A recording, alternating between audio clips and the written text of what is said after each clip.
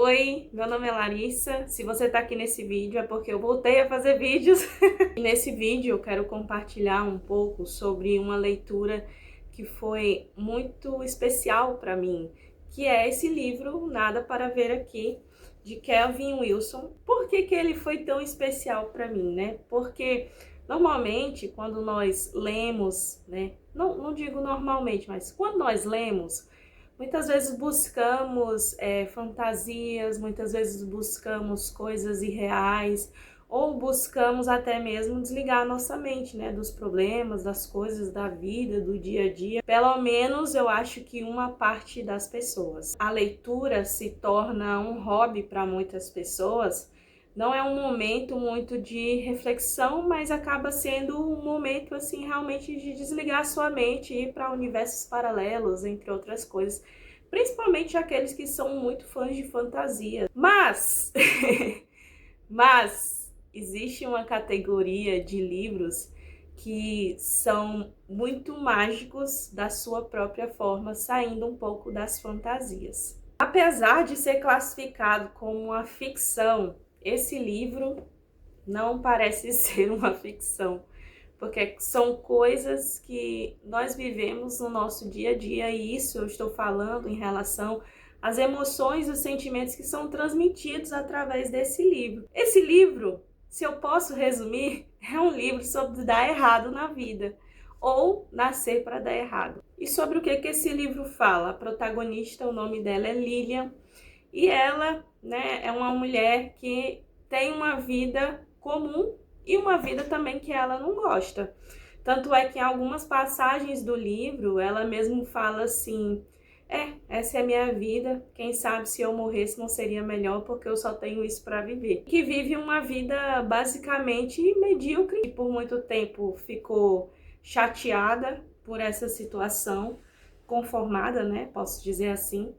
Mas chegou num período que ela simplesmente se acostumou, que a vida dela é assim, porque ela nasceu para dar errado. Ela busca se aperfeiçoar, ela busca estudar desde muito pequena para poder dar certo e para poder mudar essa situação da família dela. Mas, infelizmente, por questões, né, do acaso, ela não consegue e acaba replicando a vida da mãe. Só que de repente acontece que Lilian, ela é convidada pela amiga dela da escola, uma amiga de muitos tempos atrás, que se chama Madison.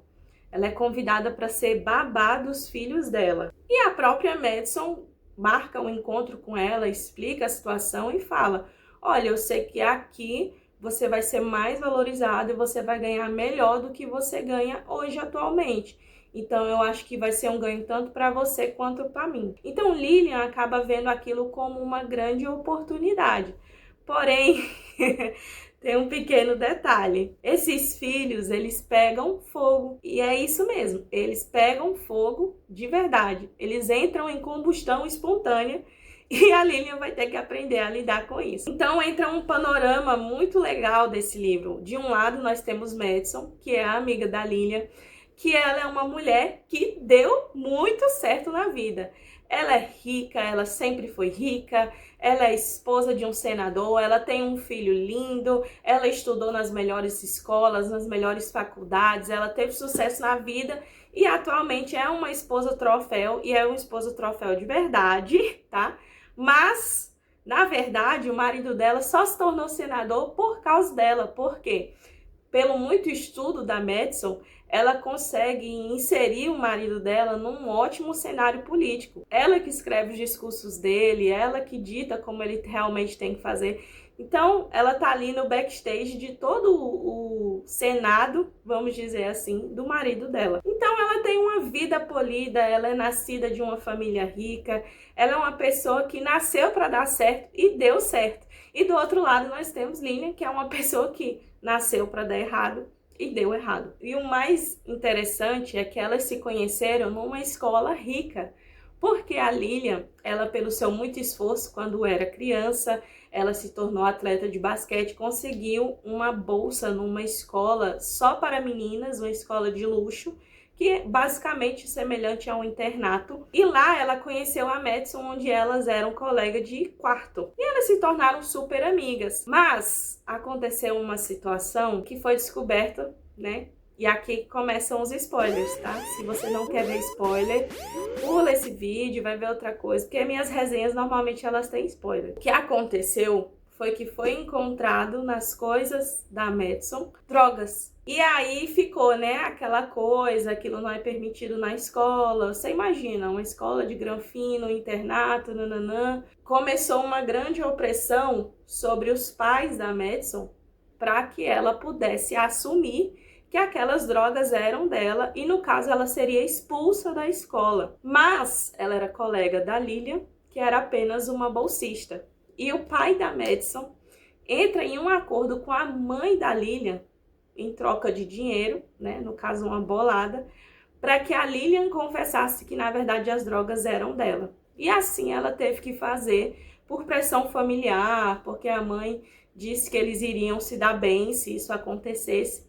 E infelizmente, né, a Lillian perdeu o lugar nela na escola e perdeu todo o futuro brilhante que ela poderia ter à frente, que começou a gerar essa espiral de uma vida comum e de uma vida que tinha dado errado para Lillian. Inclusive, tem uma passagem que a Lillian ela mostra bem sobre esse conformismo com a vida atual dela, que ela fala assim: comecei a me importar cada vez menos com o futuro. Eu me importava mais em tornar o presente tolerável. E o tempo passou. E essa foi a minha vida. Então, quando Madison, né, ela sempre mantinha contato com a Lillian através de cartas, mas de repente ela chama ela para esse convite.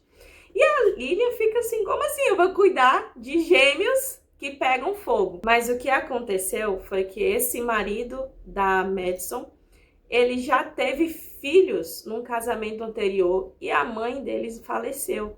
E todo mundo tinha essa mãe como louca, como maluca, porque ela queria preservar esses meninos. E eles pegavam fogo e ela meio que ficou o tempo inteiro cuidando deles. Só que aconteceu que esse, né, o senador, ele tinha que assumir os seus filhos de volta. Mas ele não sabia lidar com eles. E, na verdade, ninguém sabia lidar com eles. Porque acontece várias situações no livro onde eles usam várias coisas para tentar apagar o fogo das crianças. Basicamente, se eles ficam muito agitados ou se eles ficam muito chateados, eles vão começar a pegar fogo.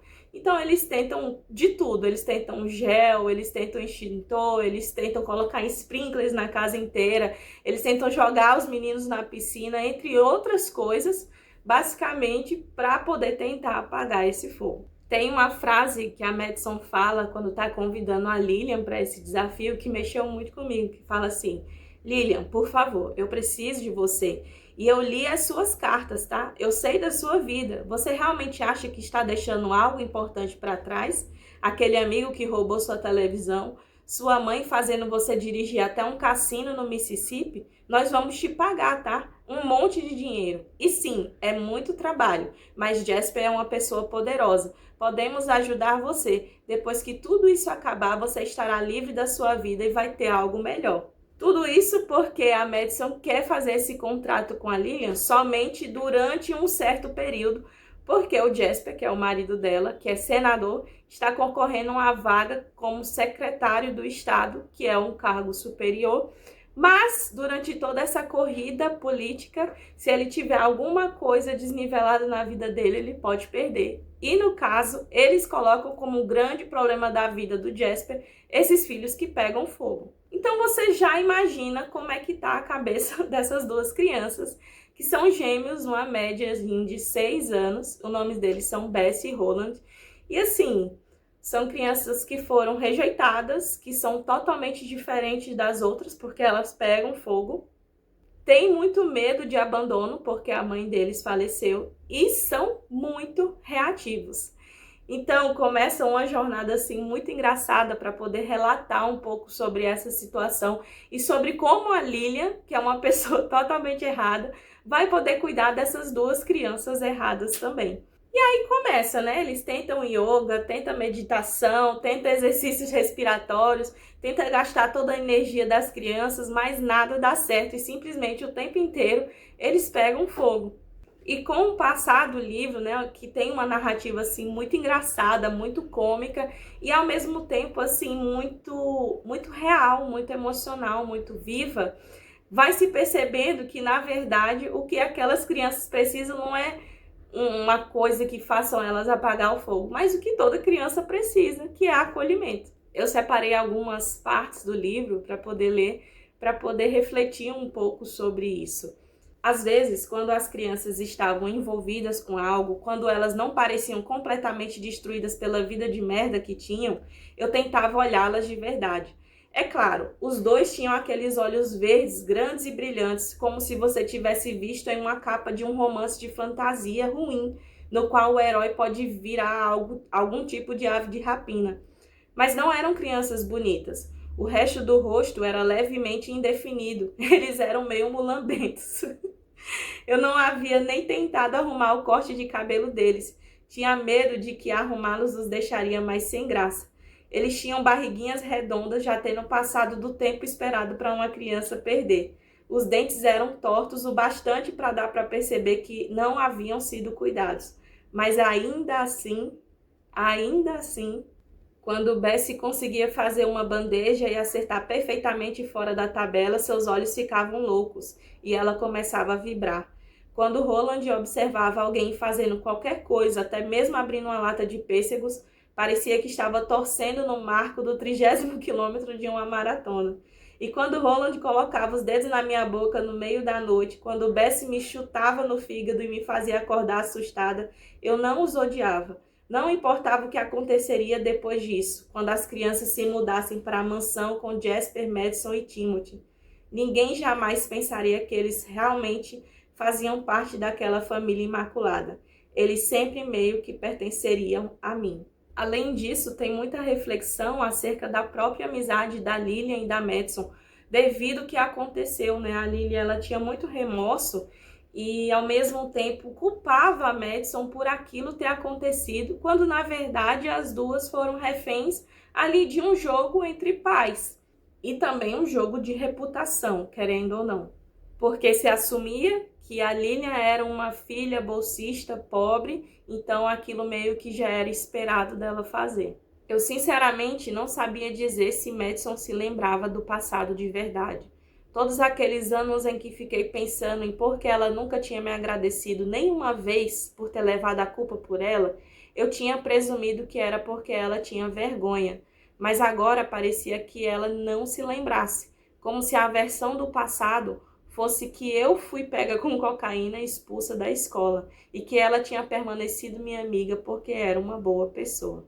Eu acho que por isso que eu digo que esse livro ficção acaba não sendo tão ficção assim, porque ele aborda sobre muitas emoções e muitos sentimentos que nós temos durante a nossa vida adulta, como o remorso, o rancor por coisas que não aconteceram, coisas que não deram certo, as culpas que nós colocamos nas outras pessoas, a reação das outras pessoas, e fora uma série de outras críticas sociais em relação aos ricos, pobres, entre outras coisas assim. E também sobre você ser ou não merecedor de algo, como, por exemplo, ser merecedor de amor. Então, toda essa narrativa acaba sendo uma narrativa onde a Lillian, que se vê como uma pessoa errada, vai cuidar de duas crianças de 6 anos que se veem como crianças erradas e que fazem todas as coisas ao redor deles darem errado e que inclusive atribuem a culpa da morte da mãe deles por causa dessa situação. Mas, no fim, eles vão começando a se alinhar e começando a perceber que, na verdade, ninguém é tão normal assim, e que por mais polido que a pessoa seja, todo mundo tem os seus defeitos, e acaba sendo uma jornada não sobre pessoas que nasceram para dar errado, mas uma jornada sobre o acolhimento independente de quem você é. E, no fim, acaba tendo um grande plot twist, que o filho da Madison com o Jasper, o senador, no meio de um anúncio onde ele realmente está ali tomando posse como secretário do Estado,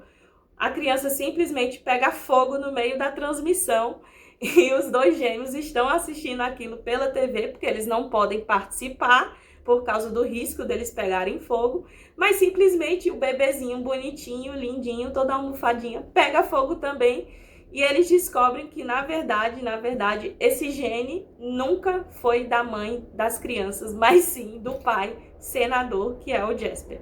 Então acaba que esse livro, ele é muito leve, mas ao mesmo tempo ele é melancólico. Ele tem um quê de fantasia, mas ao mesmo tempo ele tá no realismo. Ele é uma história que pode parecer muito boba e simples, né? Assim, muito besta, mas na verdade existe uma certa profundidade em tudo nisso.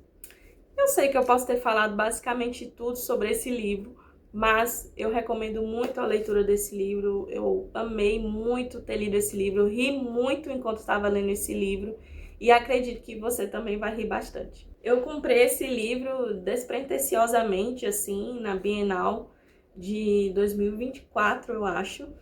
E comprei porque assim, ai que legal, tá em promoção. E gostei da capa, li um pouquinho aqui da parte de trás, me interessei, mas realmente esse livro mexeu comigo de uma forma assim diferente, mas ao mesmo tempo de uma forma muito leve. Então eu recomendo para você. E é isso, espero que você tenha gostado do vídeo. Se inscreva no canal para você ver mais vídeos como esse de resenha e até o próximo vídeo.